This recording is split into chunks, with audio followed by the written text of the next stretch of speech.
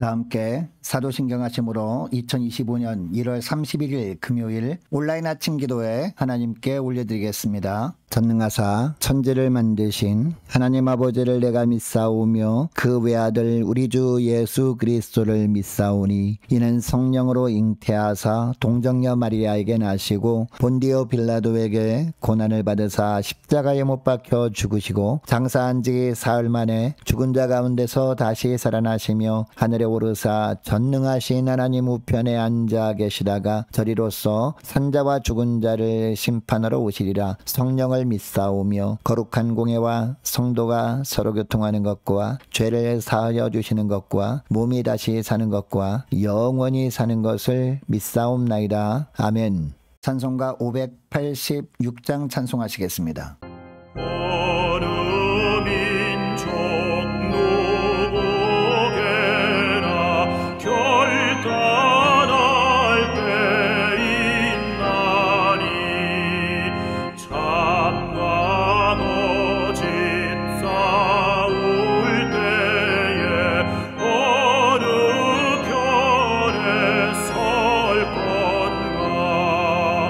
주가 주신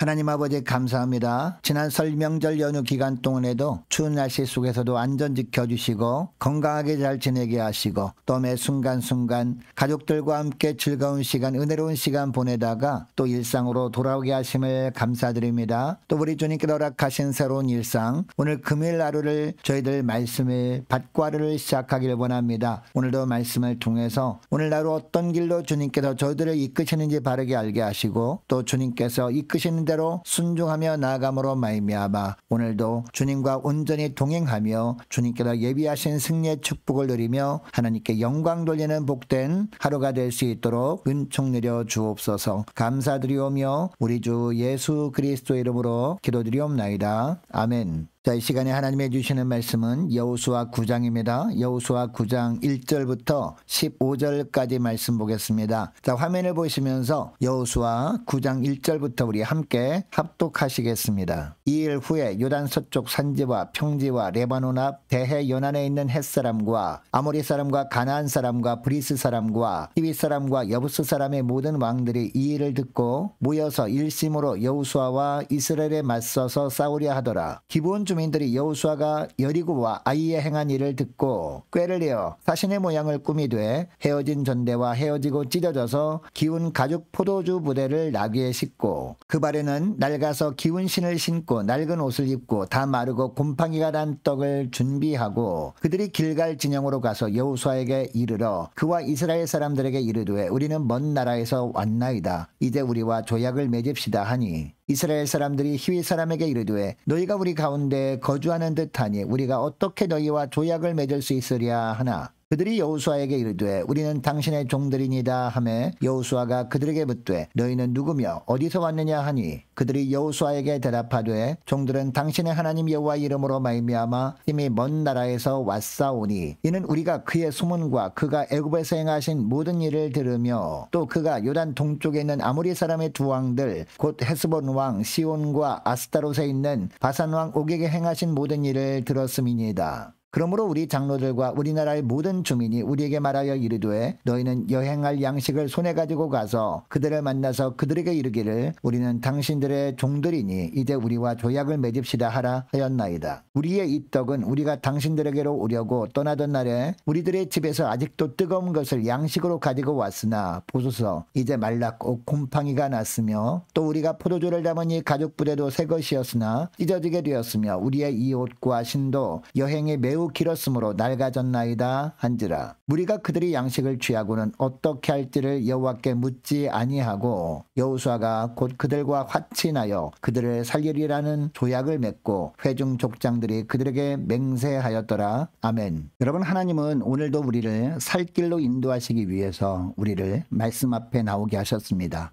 오늘 주시는 말씀을 통해서 주님께서 인도하시는 살 길이 어떤 길인지 살펴보면서 저와 여러분이 함께 은혜 나누길 원합니다. 여러분, 우리가 오늘 하루 모든 상황에서 어떤 삶을 사는 것이 주님께서 인도하시는 살 길로 나가는 것일까요? 무엇보다 세상적인 판단 기준을 앞세우지 않는 겁니다. 자, 오늘 본문 1절 말씀을 보니까 2일 후에 라는 구절로 시작하고 있습니다. 여러분, 이 구절에서 말하는 이 일은 어떤 일을 말하는 것일까요? 아이성 전투에서 이스라엘이 승리를 거둔 후에 이스라엘 백성들이 세겜에 모여있던 일을 말하는 겁니다. 여러분, 이때 이스라엘 백성들이 여리고성과 아이성을 무너뜨리고 점령했다는 소문이 가나안 전역에 퍼졌습니다. 이로 인해서 가나안 산지와 평지 그리고 해안에 있는 여러 민족들이 동맹군을 결성하고 여호수아와 이스라엘에 맞서서 싸우려고 했습니다. 여러분, 이때 동맹군을 결성한 민족들은 평소에는 적대적인 관계에 있었던 민족들이었습니다. 그런데 이제는 이스라엘 민족이라는 공공의 적을 앞두고 연합하는 모습을 보여주고 있습니다. 여러분, 언뜻 보면 여호수아와 이스라엘 백성들은 큰 위기에 직면해 있는 것처럼 보입니다. 여러분, 이때 이스라엘 백성들은 제대로 된 무기도 없었습니다. 특별한 군사훈련도 되지 않는 오합지졸처럼 보였습니다. 반면에 가나안 족속들 연합군들은 무장한 군사들이었습니다. 그래서 이들과 전쟁을 치른다 해도 패할 것이 뻔해 보였기 때문에 여호수아와 이스라엘 백성들은 너무나 큰 위기에 직면해 있는 것처럼 보였습니다. 그러나 가나안 땅에서의 전쟁은 하나님이 친히 싸우시는 영적 전쟁이었습니다. 오직 하나님만을 온전히 신뢰하는 믿음으로 나가기만 하면 하나님께서 그때마다 주시는 능력과 하나님의 그때마다 주시는 하늘의 지혜로 싸워서 승리하게 되는 전쟁이었습니다. 여러분 오늘날도 보면 세상 사람들은 하나님께서 이루신 일들을 보면서도 과학적인 근거들을 대라고 할 때가 많습니다. 또한 세상적인 관점으로 현재의 상황을 분석하면서 하나님의 역사를 부정하기도 합니다. 그러나 우리 믿음의 사람들은 늘 믿음으로 하나님이 하신 일을 해석합니다. 여러분 그동안 이스라엘 백성들이 여리고성 전투에서 승리한 것은요 하나님께서 이기신 것이었습니다. 그리고 아이성 전투에서 승리하게 된 것도 다 하나님이 이기신 것이었습니다. 그렇다면 아무리 많은 나라가 연합한 동맹군이라 할지라도 하나님이 대장 되시는 싸움은 그들이 결코 이길 수 없었습니다. 그러므로 우리가 믿음으로 무장하고 기도하면서 나가기만 하면 아무리 강해 보이는 세상이라고 해도 두려워할 것이 없는 겁니다. 여러분 오늘 하루를 시작하면서 우리를 두렵게 하는 어떤 환경이 기다리고 있는지 모릅니다. 오늘 하루 어떤 환경을 마주한다 할지라도 세상적인 기준이라는 잣대를 가지고 상황을 분석하면서 세상적인 판단 기준을 앞세우지 말고 겸손한 마음으로 하나님이 행하실 일을 믿음으로 바라보면서 그때 주님께서 부어주시는 하늘의 능력을 덧입고 믿음으로 승리하는 하루가 되시기를 주의 이름으로 축복합니다. 여러분 그러면 무엇을 판단 기준으로 삼아야 할까요? 오직 하나님의 뜻을 판단 기준으로 삼아야 합니다. 3절 말씀을 보시기 바랍니다. 3절 말씀을 보니까 기브온 족속에 대한 이야기가 나옵니다. 여러분 기브온 족속 이외의 가나안의 다른 6족속들은요 하나님께서 이스라엘 백성들을 위해 행한 일에 대한 소식을 듣고 이스라엘 백성들과 대항하기 위해서 동맹을 맺은 가운데 있었습니다. 그러나 기브온 족속은 다른 가나안 주민들과 달리 자신들이 살 길을 찾기 위해서 이스라엘과 화친할 생각을 합니다. 4절에 보니까 꾀를 내어라고 하고 있습니다. 여러분 여기서 말하는 꾀는요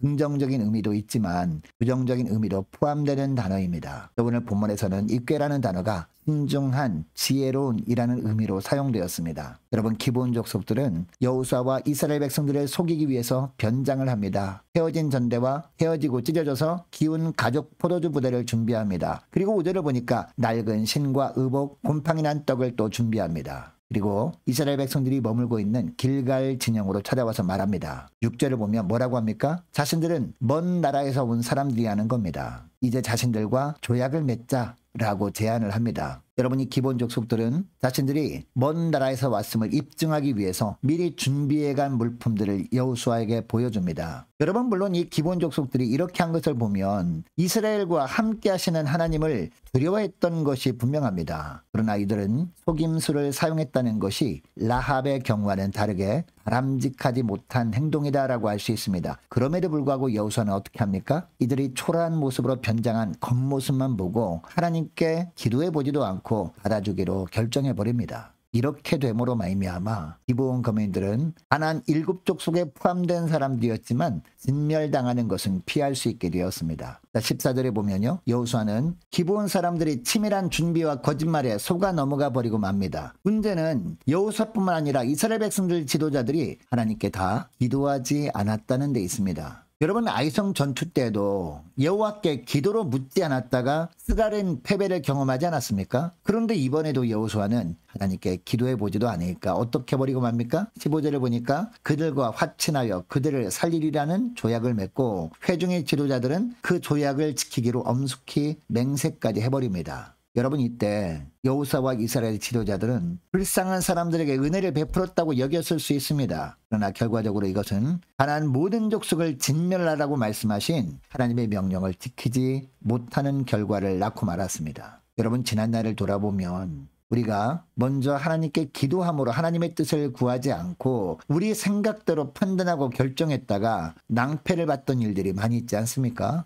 여러분 우리가 알면서도 동일한 실수를 반복한다는 것은 우리 안에 하나님을 온전히 신뢰하는 믿음이 없다는 증거일 수 있습니다. 하나님의 뜻을 판단 기준으로 삼지 않고 내 생각, 나의 느낌을 기준으로 판단할 때 우리는 세상의 교묘한 속임수에 넘어가게 되고 만다는 것을 오늘 본문을 통해서 하나님은 보여주고 계십니다. 문제 해결이 좀 덜인 것처럼 보여도 하나님의 뜻에 따라 판단하며 결정할 수 있도록 늘 영적인 통찰력을 허락해 주옵소서. 간절히 기도하는 저와 여러분 되시기를 축복합니다. 오늘 말씀을 기억하고 기도할 때 이렇게 기도했으면 좋겠습니다. 하나님, 어떠한 상황에서도 세상적인 판단 기준을 앞세우지 않고 기도로 먼저 하나님께 묻고 그때 말씀하시는 하나님의 뜻을 판단 기준으로 삼고 판단하고 결정함으로 실수하지 않는 저희들 되게 하여 주옵소서. 간절히 기도하는 이 새벽 될 수 있기를 축복합니다. 계속해서 기도하기를 원하는 것은 오늘 금요일입니다. 오늘 저녁에 있을 금요 심야 기도회를 위해서 함께 기도하기를 원하고 오는 주일 예배를 위해서도 함께 이 시간에 기도하기를 원합니다. 올해 세워진 일꾼들을 위해서 또한 교회 재정을 위해서도 함께 이 시간에 기도하기를 원하고 유초등부 중고등부 청년부를 위해서 남녀 전도회와 각 구역을 위해서 그리고 많은 환우들을 위해서 기도해 주시기 바랍니다. 또 취업을 앞둔 청년들을 위해서 선교사님들 가정들과 나라와 민족을 위해서 교회 앞날을 위해서 또 저와 여러분이 가지고 나온 기도 제목을 놓고 우리 함께 이 시간에 기도하길 원합니다. 기도하겠습니다.